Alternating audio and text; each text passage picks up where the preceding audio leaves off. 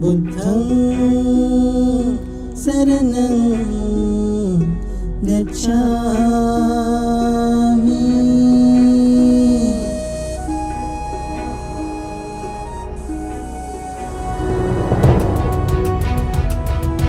दंडपानी नाम का एक शाक्य था। यशोधरा उसकी लड़की थी। दंडपानी ने अपनी लड़की के स्वयंवर में सम्मिलित होने का निमंत्रण भेजा। आगत तरुणों में से यशोधरा ने सिद्धार्थ गौतम को ही चुना। दंडपानी बहुत प्रसन्न नहीं था। गौतम के प्रतिद्वंदी निराश ही नहीं हुए, बल्कि उन्हें लगता था कि उनका अपमान किया गया है। तब उन्होंने हिम्मत से काम लिया। पहले तो सिद्धार्थ इसके लिए तैयार न था। प्रत्येक प्रतिद्वंदी ने अपना अपना कौशल दिखाया। सबके अंत में गौतम की बारी थी। इसके बाद विवाह हुआ। विवाह हो चुकने के काफी समय बाद यशोधरा ने एक पुत्र को जन्म दिया। उसका नाम राहुल रखा गया। पुत्र के संरक्षण के लिए पिता की योजना।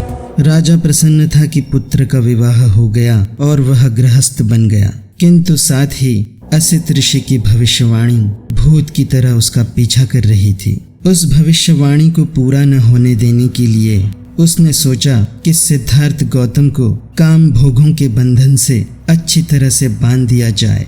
इस उद्देश्य की पूर्ति के लिए शुद्धोधन ने अपने पुत्र के लिए 3 महल बनवाए। एक ग्रीष्म ऋतु में रहने के लिए, दूसरा वर्षा ऋतु में रहने के लिए और एक तीसरा शीत ऋतु में रहने के लिए। उसने इन महलों को हर तरह के भोग विलास के साधनों से सुसज्जित किया। हर महल के इर्द गिर्द एक एक सुंदर बाग था, जिसमें नाना तरह के फूलों से लदे हुए पेड़ थे। अपने पुरोहित उदाई के परामर्श से उसने निश्चय किया कि कुमार के लिए एक अंतःपुर की व्यवस्था की जानी चाहिए, जहां सुंदरियों की कमी न हो। शुद्धोधन ने तब उदाई को कहा कि वह उन षोडशियों को संकेत कर दे कि वे कुमार का चित्त जीतने का प्रयास करें। उदाई ने सुंदरियों को इकट्ठा कर कुमार का चित्त लुभाने का संकेत ही नहीं किया, बल्कि विधि भी बताई। उन्हें संबोधित करके उसने कहा, आप सब इस तरह की कला में दक्ष हैं। आप सबको राग रंजित चित्त की भाषा का अच्छा परिचय है। आप सब सुंदर हैं, आकर्षक हैं। आप सब अपने कौशल्य में कुशल हैं। आप अपने चातुर्य से उन ऋषि मुनियों को भी जीत सकती है जो कामजित माने जाते हैं।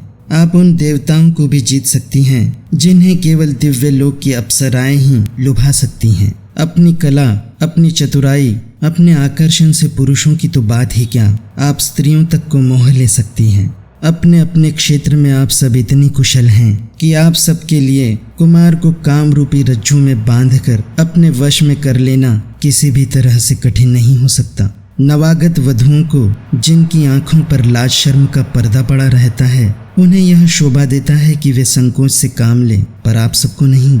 निस्संदेह यह वीर भी महान है, लेकिन इससे तुम्हें क्या, स्त्री का बल भी महान होता है। यही तुम्हारा दृढ़ संकल्प होना चाहिए। पुराने समय में काशी की एक वैश्या ने एक ऋषि को पथ भ्रष्ट कर दिया था और उसे अपने पैरों पे लिटाया था, और उस महान ध्यानी प्रसिद्ध विश्वामित्र को धृताची नाम की अप्सरा ने 10 दिनों तक जंगल में बंदी बनाकर रखा था।